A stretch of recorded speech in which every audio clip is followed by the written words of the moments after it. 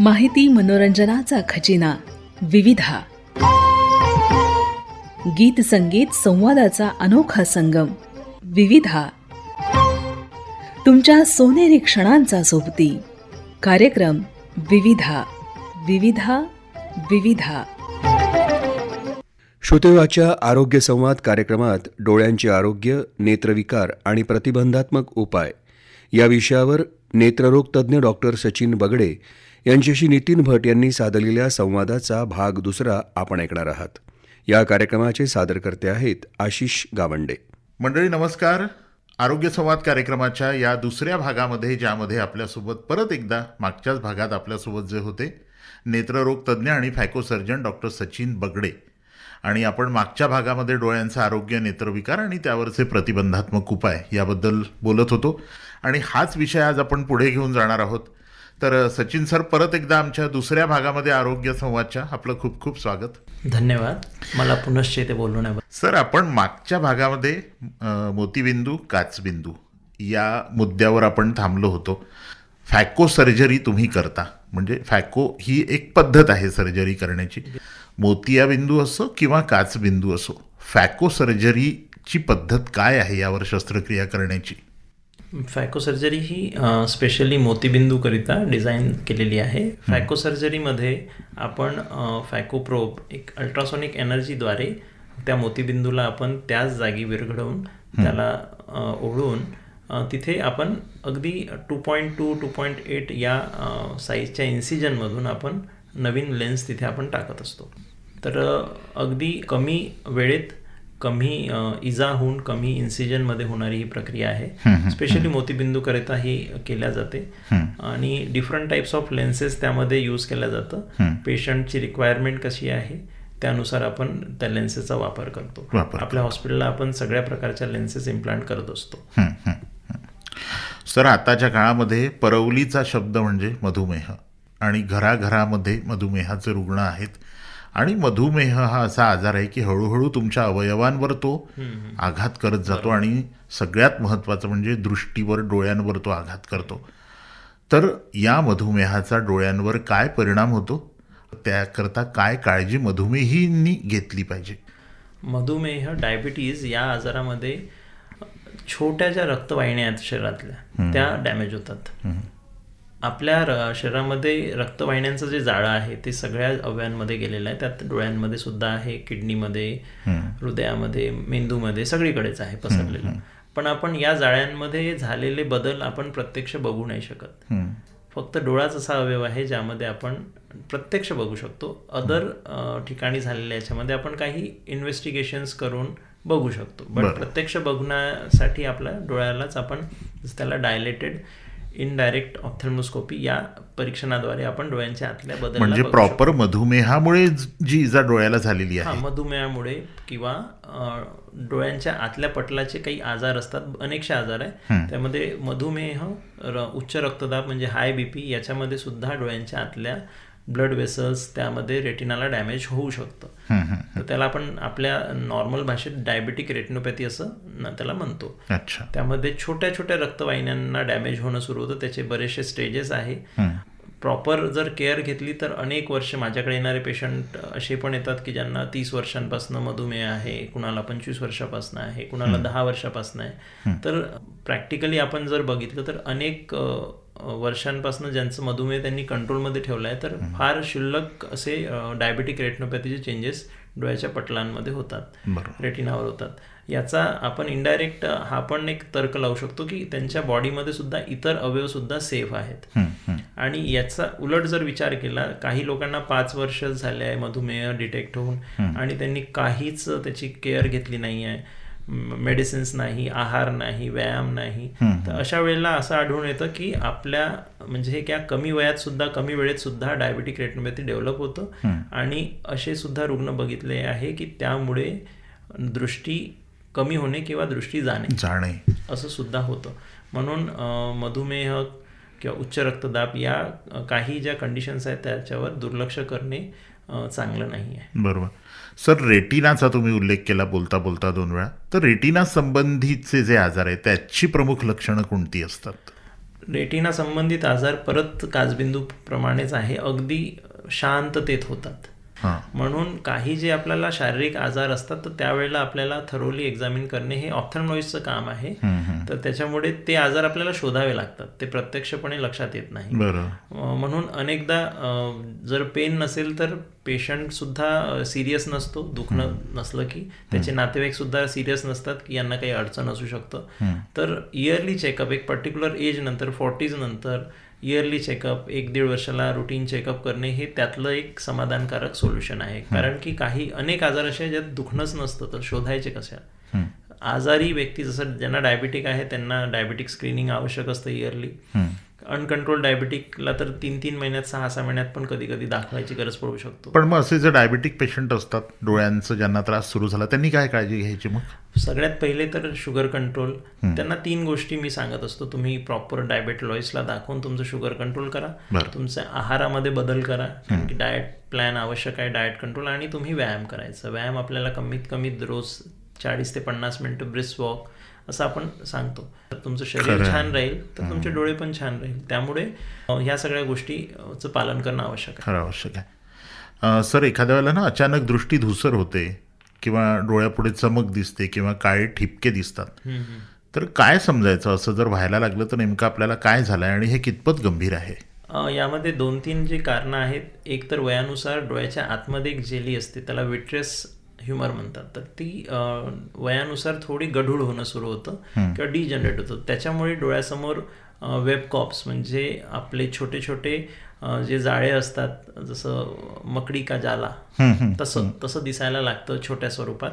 तर ते तसं तितकं धोकादायक नसतं, बट त्याच्यासोबत सोबत जर फ्लॅशेस आहे, जसं वीज चमकल्यासारखी वाटतोय, चमक आल्यासारखी, तर ते रेटिनल ट्रॅक्शनमुळे होतं. रेटिनाला टियर, जर रेटिना कुठे फाटला आहे, कुठे त्याला गॅप्स आल्या, तर त्याच्यामुळे तसे लक्षणं होतात.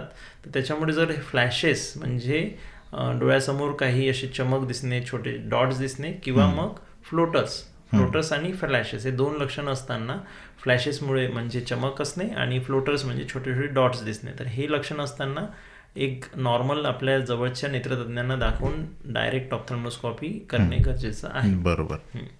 वृद्धापकाळामध्ये दृष्टी कमी होण्याची जी काही कारणं असतात, तर ती साधारण प्रमुख अशी कारणं कुठली आहेत की दृष्टी कमी होते? सगळ्यात प्रमुख कारण आहे मोतीबिंदू, जो वयानुसार सगळ्यांना होणेच आहे. ज्यांना मोतीबिंदू नाही असं कुणीच नाही आहे. तुम्ही जगलात तर तुम्हाला मोतीबिंदू होणारच, आणि त्याला आपल्याला त्याच्यावर प्रक्रिया करावीच लागेल. सेकंड आहे काचबिंदू. ज्यांच्या फॅमिलीमध्ये ऑलरेडी काचबिंदूची हिस्ट्री आहे, ज्यांच्या आईवडिलांमध्ये, काका काकूंमध्ये, आजी आजोबांमध्ये, असं कुणाला जर दृष्टी अचानक कमी झाली किंवा हळूहळू होतं तर पूर्णपणे अंधत्व आलं, तर या गोष्टी म्हणजे ही काचबिंदू हा एक आजार आहे त्यामध्ये. परत तिसरा ARMD म्हणजे एज रिलेटेड मॅक्युलर डिजनरेशन. जे डोळ्याचा आतला पटल आहे त्यात एक पार्ट असतो रेटिना, त्याच्या सब पार्टमध्ये एक मॅक्युला, तिथे आपण कुठलीही गोष्ट सूक्ष्मरित्या बघू शकतो. बरोबर. तर तो पार्ट काही लोकांमध्ये डिजनरेट होतो, खराब होतो वयानुसार. तर या सगळ्या गोष्टी, ह्या 3 हे कारणं जास्त महत्वाचे आहे दृष्टी कमी वयाचे वयानुसार. आणि सगळ्यात शेवटी हाच एक आपल्याला निष्कर्ष निघतो की रुटीन चेकअपमध्ये हे सगळेच बघितल्या जातात. त्याच्यामुळे सतत 1 ते 1.5 वर्षाला, 1 वर्षाला इयरली चेकअप करत राहणे हा सगळ्यात चांगला उपाय आहे. बरोबर.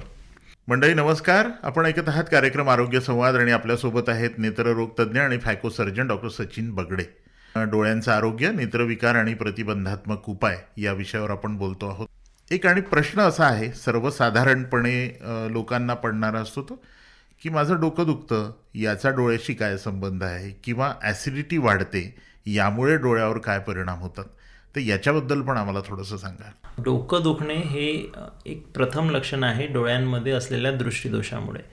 जर आपल्याला थोडा किंवा जास्त प्रमाणात जर डोळ्यांच्या दृष्टीमध्ये दोष असेल, ज्याला आपण चेक करून चष्म्याच्या मदतीने, स्पेक्टॅकलने करेक्ट केल्यास आपलं हेडेक कमी होतं. अच्छा. युजली नॉर्मल हेल्दी व्यक्तीला जर वारंवार हेडेक होत आहे आफ्टर सम वर्क, म्हणजे अर्ध्या दिवसानंतर, मी स्पेशली विचारत असतो पेशंटला की किंवा एखाद्या प्रहरानंतर किंवा दुपारची वेळ साधारण असं थकवा जाणवतं का, तर 99% हेडेक जे हेल्दी पीपल आहेत ते सांगतात हो. ॲसिडिटी हा असा आजार आहे की हा रिलेटेड आहे आपल्या डाएटशी. बरं. आपल्या स्लीप सायकलशी. हं, हं.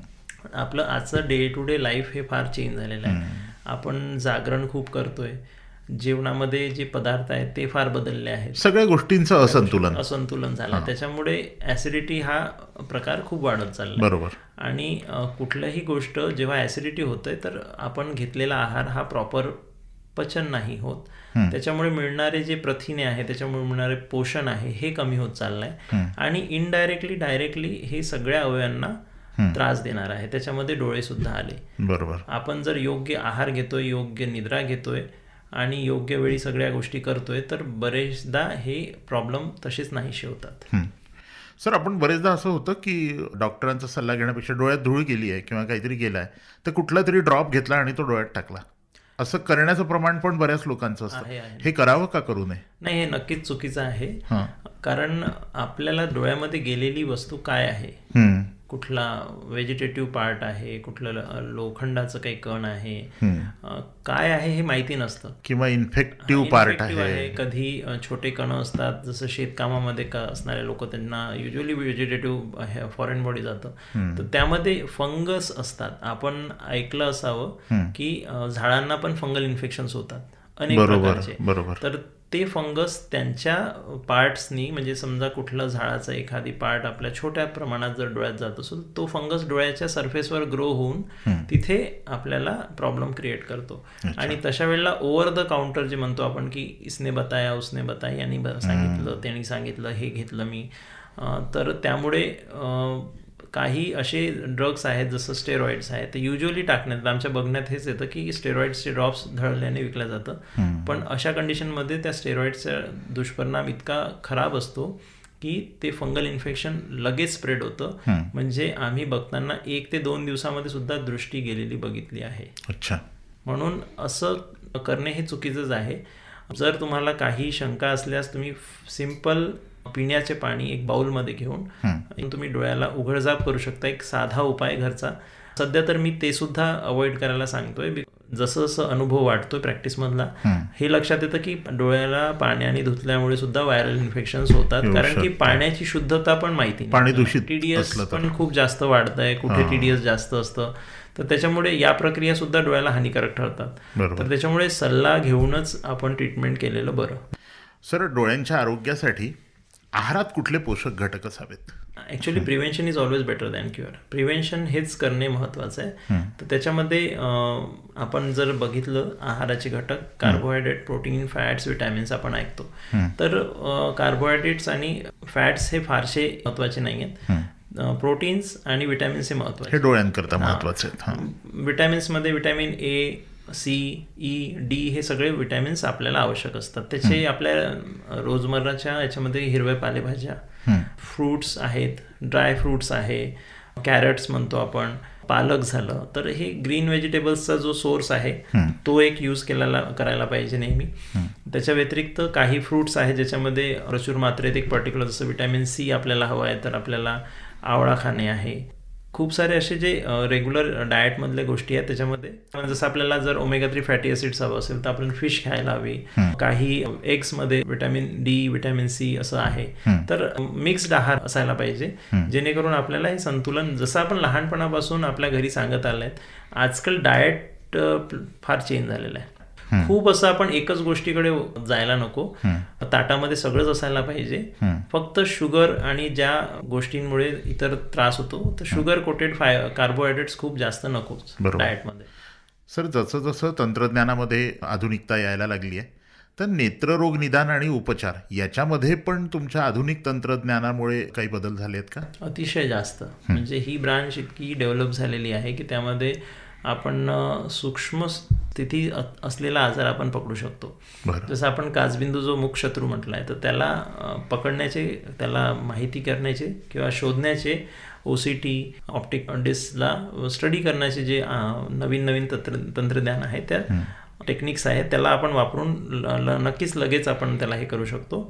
म्हणजे आजाराच्या मुळाशी सहज जाता येतं असं तंत्रज्ञान लवकर घेता येतो आपलं. आणि त्याच्यामध्ये खूप जास्त प्रमाणात छान टेक्नॉलॉजी आणि त्यामुळे गोष्टी सरळ झालेल्या आहेत. फक्त थोडं कॉस्टली जास्त असते, कारण की एक ऑप्थल्मॉलॉजिस्टला खूप जास्त एक्सपेंडिचर असतं या गोष्टी पेशंटपर्यंत पोहोचवायला. बरोबर आहे. तर त्याच्यामुळे स्काय इज द लिमिट हेच म्हणेल मी. बरं, आणि आरोग्याकडे जर लक्ष द्यायचं असेल तर थोडे पैसे पण खर्च करावेच लागतील, हे त्यामध्ये. नाही, तेच तो गैरसमज पण आहे पेशंटचा की का इतकी फीस डॉक्टर लोक हे करतात.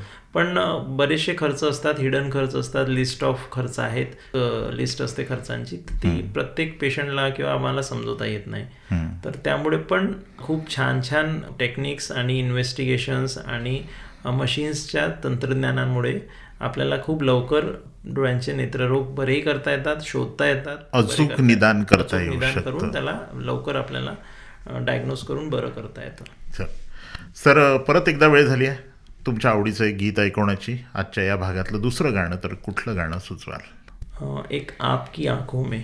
अच्छा, आपकी आंखों में कुछ महके हुए से ख्वाब है. परत डोळ्यांचं गाणं.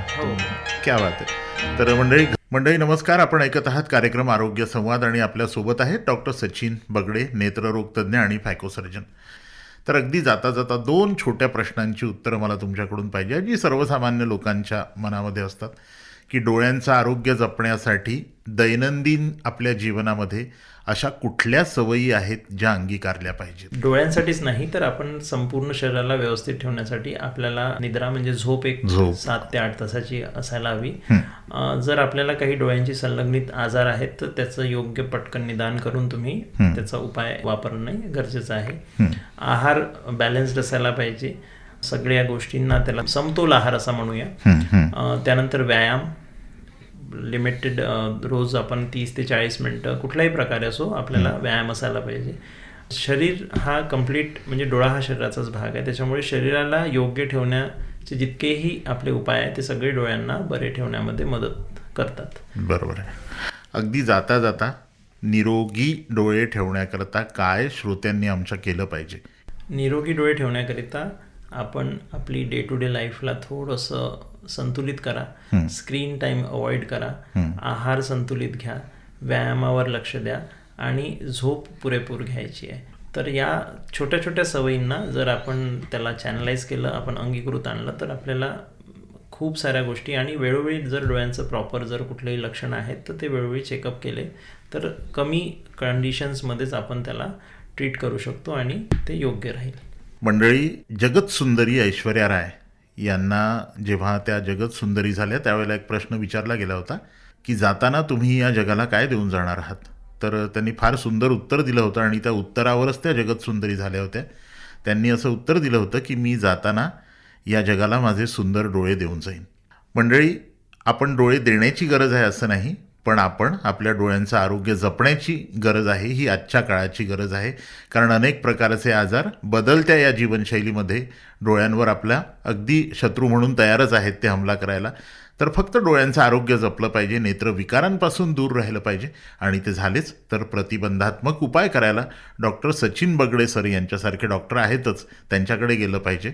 तर सचिन सर, तुम्ही आमच्या या आरोग्य संवाद कार्यक्रमात आलात आणि दोन्ही भागामध्ये खूप महत्त्वाची माहिती, अगदी मला असं वाटतं की आमच्या श्रोत्यांच्या मनात जे प्रश्न डोळ्यांच्या आरोग्यासंबंधी होते त्याची उत्तरं त्यांना मिळालेली आहेत. आणि असं झालं तर आजचीही आपली मुलाखत सफल झाली असं आपण समजूयात. आणि तुम्ही आलात अमरावती आकाशवाणीच्या स्टुडिओत. आमच्या आकाशवाणी परिवाराच्या वतीने आणि आमच्या सर्व श्रोत्यांच्या वतीने तुमचे खूप खूप धन्यवाद. धन्यवाद. श्रोतेवाच्या आरोग्य संवाद कार्यक्रमात डोळ्यांचं आरोग्य, नेत्रविकार आणि प्रतिबंधात्मक उपाय या विषयावर नेत्ररोग तज्ज्ञ डॉक्टर सचिन बगडे यांच्याशी नितीन भट यांनी साधलेल्या संवादाचा दुसरा आणि अंतिम भाग आपण ऐकलात. या कार्यक्रमाला निर्मिती सहाय्य होतं सचिन जगताप यांचं, तांत्रिक सहाय्य दिलं होतं संजय किटुकले यांनी, तर या कार्यक्रमाचे सादरकर्ते होते आशिष गावंडे. माहिती मनोरंजनाचा खजिना विविधा, गीत संगीत संवादाचा अनोखा संगम विविधा, तुमच्या सोनेरी क्षणांचा सोबती कार्यक्रम विविधा. विविधा विविधा.